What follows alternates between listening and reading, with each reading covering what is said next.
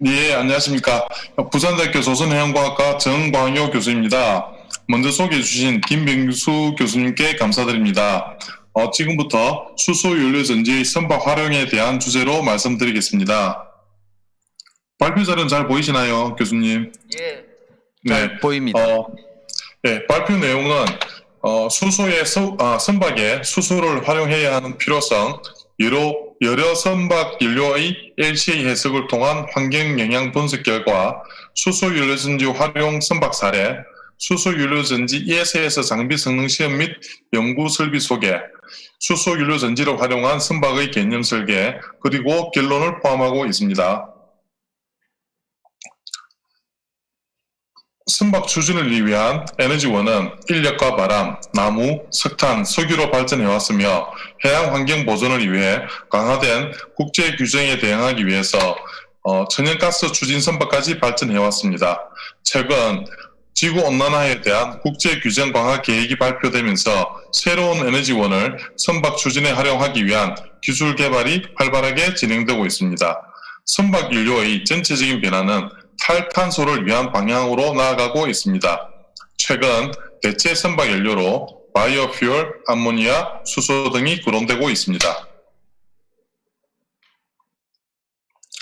지구 환경에 부정적인 영향을 주는 선박에서 배출되는 여러 오염원 중에 속수와 낙서는 천연가스를 선박 추진에 이용함으로써 현재의 국제 규정에 대응할 수 있지만 미래의 규제 대상인 지구온난화의 원인이 되는 CO2 그리고 메탄과 같은 온실가스 규제 강화에 대응하기 위해서는 새로운 에너지원을 활용하기 위한 방안이 필요합니다. 가스로 인한 지구온난화 영향을 평가하기 위해서 GWP 지수가 주로 언급됩니다.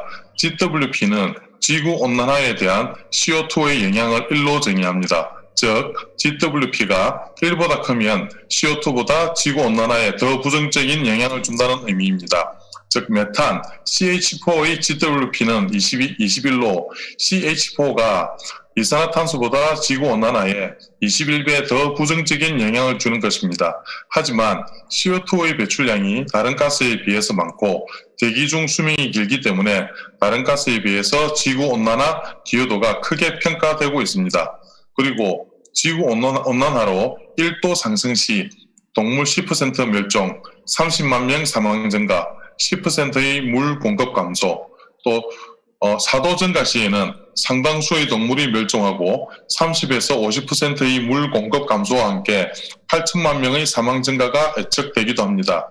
물론 과장된 예측으로 보일 수도 있지만 지구온난화가 지구와 인류의 엄청난 불행의 원인이 될 수 있다는 사실은 확신해 보입니다.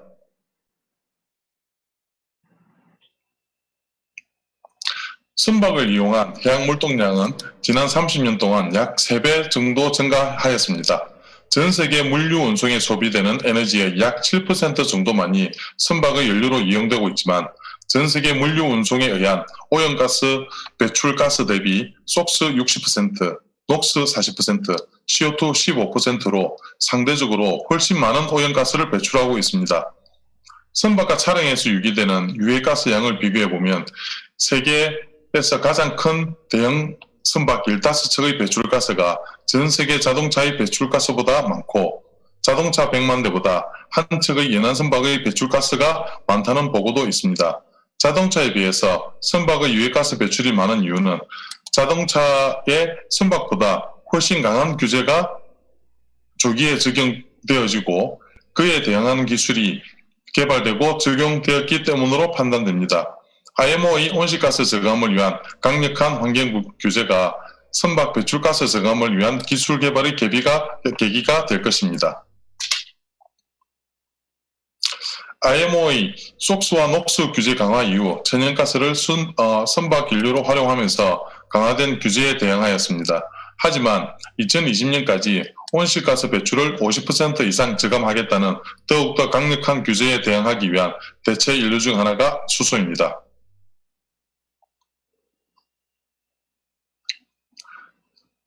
여러 종류의 선박 연료에 대한 전주기 환경영향 평가 결과를 올해 8월에 게재된 논문의 결과를 요약해서 말씀드리겠습니다.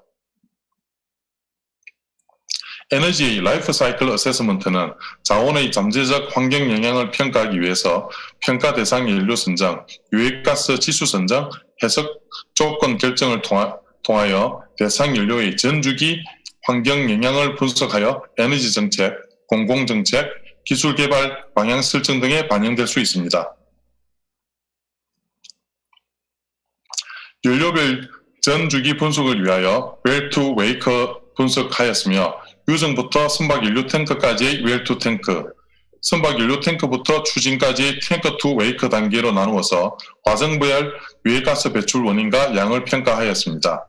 MGO, 천연가스, 수소 세 가지 선박 연료에 대한 LCA 해석을 수행하였으며 수소는 선박에서 SMR 기법으로 계질 생산된 것을 가정하였습니다. 웰-투-탱크 분석을 위하여 MGO는 사우디아라비아 원유 수입 후 정제, 천연가스는 카타르에서 수입한 조건을 적용하였습니다.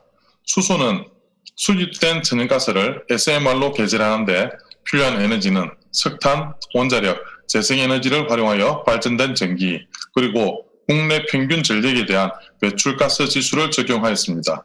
그리고 원자력을 이용하여 물에서 분리한 그린 수소를 선박 연료로 활용한 분석 결과도 포함하였습니다. 탱크-투-웨이크 단계의 평가를 위하여 여수에서 제주 노선을 운항 중인 12,000톤 국내 여객선을 대상 선박으로 선정하고 선령은 20년으로 분석하였습니다. 웰-투-탱크 단계에서 수소가 MGO와 천연가스보다 유해가스 배출량이 전반적으로 많으며 특히 온실가스 배출이 현저하게 많음을 알 수 있습니다. 이는 천연가스를 수소로 계질하는 단계에서 천연가스의 탄소가 수소와 분리되어 산소와 결합 후 온실가스로 배출되기 때문입니다.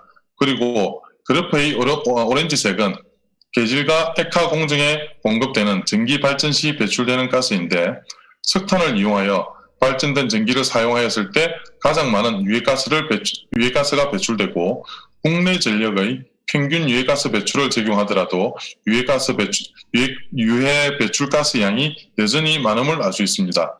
천연가스에서 수소를 생산하고 액화하는 공정에서 원자력과 재생에너지 활용 시 현저한 유해가스 배출 저감 효과를 확인할 수 있습니다. 그리고 원자력을 이용한 수전의 공정을 통해 물에서 수소를 생산한다면 온실가스가 거의 배출되지 않음을 알 수 있습니다. 탱크-투-웨이크 단계에서는 수소가 완전한 제로 에미션 연료임을 알 수가 있습니다. 여기서 주목할 결과는 천연가스가 MGO에 비해서 대부분의 유해가스 배출이 현저하게 저감되지만 온실가스의 배출량은 오히려 증가함을 알 수 있습니다. 이는 LNG를 연료로 이용하는 엔진의 메탄 슬립으로 인한 영향으로 판단됩니다. 즉, 메탄의 GWP가 CO2보다 21배 크기 때문에 선박에서 유출된 메탄이 감소한 CO2 배출 효과보다 온실가스 배출에 더 부정적인 영향을 줄 수 있을 것으로 분석됩니다. 본 연구에서는 LNG 연료 추진을 위하여 적용된 엔진이 다른 엔진에 비해서 메탄 슬립의 양이 상대적으로 많을 수도 있다고 판단되지만 LNG가 IMO의 온실가스 저감 기준을 만족시킬 수 없다는 것은 알 수 있습니다. 두 단계의 결과를 취합한 웰-투-웨이크 결과는 석탄 화력 발전 또는 국내 전기를 이용하여 천연가스에서 수소 계질 과정에서 온실가스 배출량을 증가하게 됩니다. 즉, 수소를 친환경 에너지로 활용하기 위해서는 수소 생산 단계에서 원자력과 재생에너지를 적극 활용해야 합니다. 그리고 원자력이나 친환경 에너지를 활용한 수전해를 통해 생산되는 그린 수소 보급 및 상류화가 필요합니다. 다음은 수소 연료 전지의 선박 적용 사례를 말씀드리겠습니다. 선박에 수소 연료 전지를 적용하기 위해서는 수소 연료 저장 및 공급 장치, 수소 연료 전지 및 배터리 시스템, 그리고 전기 추진 장치입니다. 수소 연료 전지는 수소와 산소가 반응하여 물이 되는 과정에서 전자가 산화전극에서 환원 전구로 이동하면서 전기가 생성하게 됩니다. 여러 종류의 수소 연료전지 종류별로 발전 시 필요한 온도 영역과 그 특성이 다르게 되는데 최근 주목받고 있는 연료전지는 PEM-FC와 SOFC입니다. 대형 상선을 추진하기 위해서는 대략 10MW급, 보조전력은 1MW급, 중형선박의 추진은 메가와트급, 보조전력은 500kW에서 1MW급, 소형선박은 추진을 위해서 1MW급, 보조전력은 100kW급이 필요합니다. 여러 종류의 수소연료전지 중 PEM-FC의 출력당 필요 최적과 중량이 가장 효율이 높습니다. 이는 최근 PEM-FC의 연구가 가장 활발하게 진행된 결과로 판단됩니다. 이러한 결과로 수소연료전지가 적용된 약 30여 척의 선박에 가장 많이 활용된 수소연료전지는 PEM-FC입니다. 수소연료전지를 활용하여 건조된 선박의 길이는 25m 이하로 주로 소형 선박이 주로 이루고 있고 2010년 전후에 활발하게 진행되었던 수소연료전지 선박의 건조는 IMO의 온실가스 규제 강화 이후인 2020년 들어서 다시 활발해지고 있습니다. 최근 진행 중인 수소연료전지 선박 프로젝트도 소형 위주의 선박을 중심으로 진행 중입니다. 수소연료전지를 선박에 적용하기 위해서 필수적인 수소연료전지와 ESS 성능시험 및 연구시설 구축을 위하여 산업부 지원으로 선박용 메가와트급 수소연료전지 ESS 하이브리드 장비 연구 및 성능시험 설비 구축을 2023년까지 완료하기 위하여 부산대학교 주관으로 삼성중공업, 현대중공업, 현대자동차, 한국성급, 코메리와 컨소시엄을 구성해서 진행하고 있습니다. 전체 설비는 수소연료, 공기, 수증기 공급과 기계 제어를 위한 MBOP 시험 설비, 연료전지 성능 시험 설비, 전기 제어를 위한 EBOP 성능 시험 설비, 그리고 배터리 시험 설비로 구성됩니다. 그리고 선박의 운항 환경을 모사하기 위해서 틸트 테이블, 습도 조절이 가능한 온도 챔버를 구축하여 선박과 해양 환경에서 연료전지 시스템의 종합적 성능을 평가할 수 있게 됩니다.